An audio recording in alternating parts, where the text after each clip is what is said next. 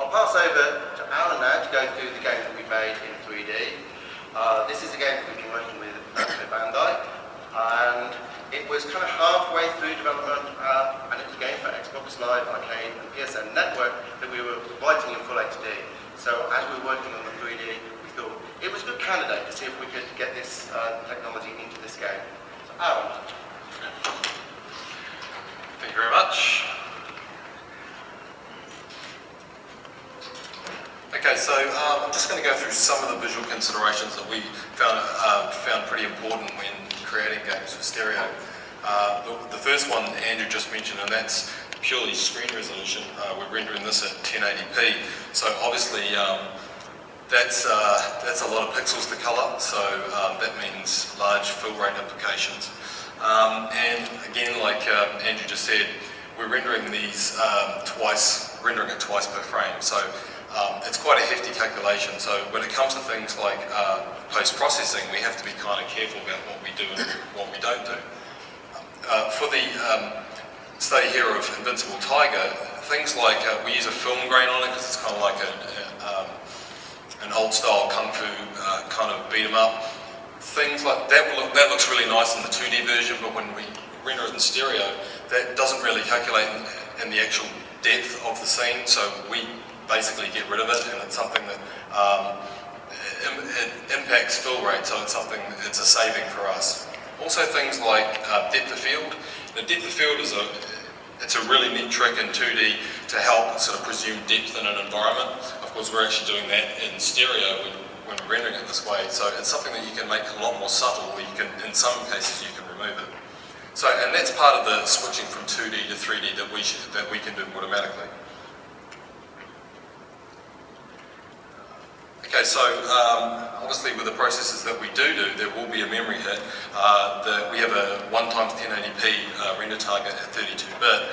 So for the specific post-processes that we would do, we optimize the render target. So we'll take a whole bunch of render targets off screen and we'll downsample them, and then we'll put them all together in a single material pass, and then upscale them again, and do it in an optimized way so that it renders faster as we're rendering it twice per frame.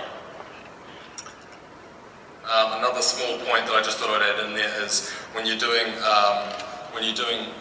view checking in your scene, or if you're doing shadow mapping, combining frustum calculations, we can sort of combine them into one process before actually calculating it on the scene. So that's a small optimization, but a good one to do when you're rendering it in stereo.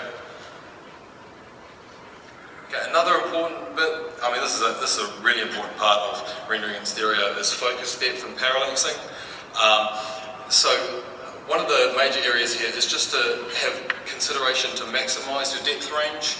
So in this case, for this level in Invincible Tiger, we can break down the environment into 3 sections, right? So there's the foreground, the midground, and the background. And so if you look at it top down, that's the extent of the Z buffer for the scene. So it's quite a large calculation right through to the background. So, and then you can see the depth image on the right there.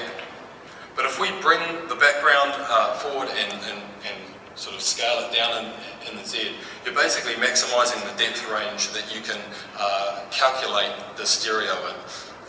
So you can either do that on an asset level, i.e. taking the background and rendering it onto actual 2D planes, and we can or we can do it by rendering it at runtime. Further on from that is actually non-linear depth buffer allocation. So here you can see with the 2 examples that I just showed you, this is a linear interpretation of the depth buffer. There's the 2 versions there. But if we do that in a non-linear fashion, we can basically conduce the Z depth in the scene based on the focus point in the environment, i.e. like the main character. So we can force the feeling of parallaxing, force the feeling of the stereo, to make a more immersive effect, but in specific points of the action inside the game.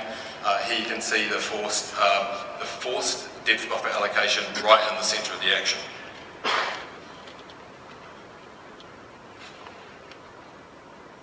Another cool trick is focus convergence.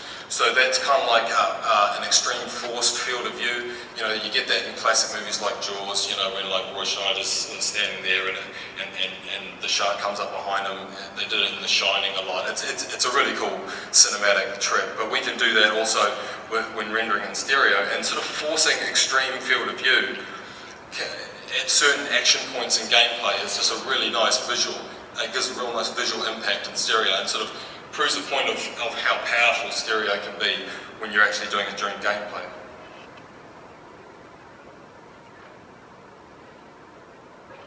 Okay, some further visual considerations. Yeah, a big one would be art style. So, I mean, if you think about it, some games would suit stereoscopy better than others. For example, perhaps a realistic style game with lots of atmospheric effects, lots of overdraw, fogging, things like that. That would be quite difficult for stereoscopy to calculate. Whereas the more CG rendered style, you know, the Disney Pixar style IPs like the DreamWorks kind of stuff, that kind of suits, we believe, kind of suits that whole 3D feel in a game. And we think that rendering stuff and making games in stereo would actually help to bring the quality of game visuals closer to what the film guys are actually creating.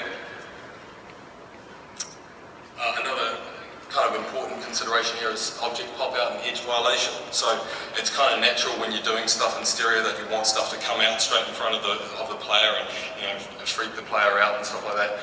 But if you're doing that, you have to be really careful in the way that you do it, because if you're having an object coming out at you and it passes through the edge of the output display, if it's viewable in one eye and not in the other, it can kind of break the illusion.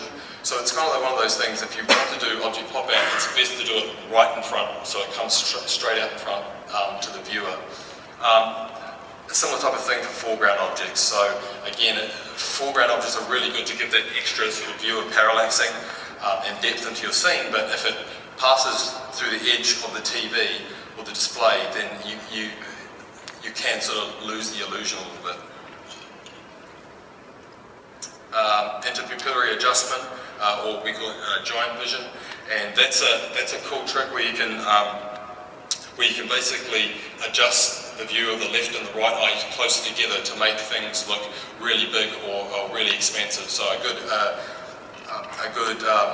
idea would be if you're walking through a cave and you come to a big, expensive, immersive sort of room like this, for example. You know, you could enforce the interpupillary adjustment to make the scene look so much bigger and so much more expansive, or again to make the actual character or the players really small in that environment. And again, also good for boss characters, for example, where you can make the bosses look really big and unassuming and stuff. Screen composition. Doing games in stereoscopy, you have to think about screen composition in the Z depth as well now. I mean, that's more work to think about, but it's also more exciting because you can do more with screen composition. So things like positive and negative spaces and things like composition echoing, these kind of procedures that we do when we think about in a 2D format, now we can think about it in a depth format as well. That's really exciting. And that's sort of things like placement of objects, you know, design for environments, where characters will be interacting with the environments and things like that. Again, with HUD depth, that's the same kind of area with screen composition. More thought and more visual consideration could be had with HUD depth, you know, because you can have certain parts of the HUD, certain parts of screen depth. We found that the HUD actually, the heads-up display, is usually best at screen level, but now you can have consideration for putting stuff behind that or in front of that, and objects coming out. Are they going to pass through the HUD? Are they going to go behind parts of the HUD? Things like that. Lighting, reflections and shadows. Consideration has to be had for this stuff as well. We found that things like shadows look different when you're rendering them in 2D and when you're rendering them in 3D. So I guess you have to allow time for adjustment in that area. And also things like reflections, if they're used correctly, really add nice layering and depth to your scene.